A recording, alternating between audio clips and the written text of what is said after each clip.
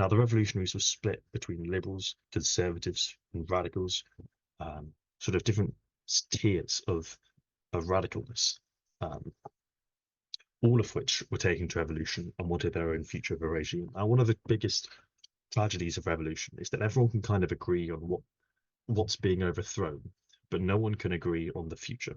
This is characteristic of many revolutions. Um, and so these democratic assemblies, which were instituted with parties and voters and representative members of parliament that would represent the interests of a particular portion of that state, as they do today, were representing a humongous range and volume of interests, such that simply could not be compromised and agreed upon. There was too much disagreement. And therefore, when elections did arrive, people voted for parties of security and stability. In 1848, in December, in France, for instance, Louis Napoleon Bonaparte was voted as the president by a huge majority when they had their free and fair elections. Now, Louis Napoleon Bonaparte, different Napoleon to the famous one that led to the Napoleonic Wars a few decades before. This is his nephew, I believe. He was a symbol of the previous regime. All of the key leaders of the revolution, who were crowd favourites, who everyone had rallied behind, were not voted in once a free and fair election arrived. The people had rallied behind these leaders just months ago. Yet when it came to the election in December the same year, people were so shocked with the death, violence, and the memories of revolution, as had been the case in France in the 1790s, and had been the case in the previous few months. They voted for the party of stability, rather than that which necessarily represented their long-term political interests.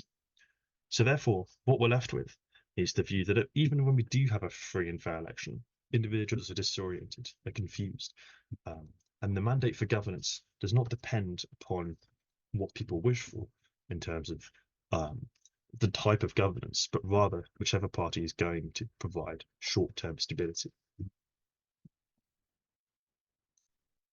and which is going to end a system of end a situation of confusion, and a situation of too much disagreement, resulting in a lack of authority.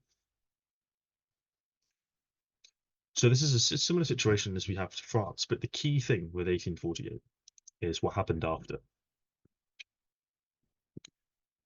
Just keeping a track on time. The 1848 revolutionaries' reasons for going to revolution. Let's take a look at these for a moment. Economic difficulties, nationalism, better governance, and constitutions. Although they weren't successful in achieving these democratic systems, these other aims weren't entirely looked over. They did amount to some longer-term success, but it wasn't through democracy. Absolutism was reasserted, and at times was even strengthened, so individual emperors and rulers, even greater power. Yet reforms were carried out through what we call paternalistic governance. This is a term that's popped up previously. This is whereby we have individuals in power who are denying individual liberties and denying people the right to have a say in parliament and government. However, they are improving their economic situation and their private lives and their public lives.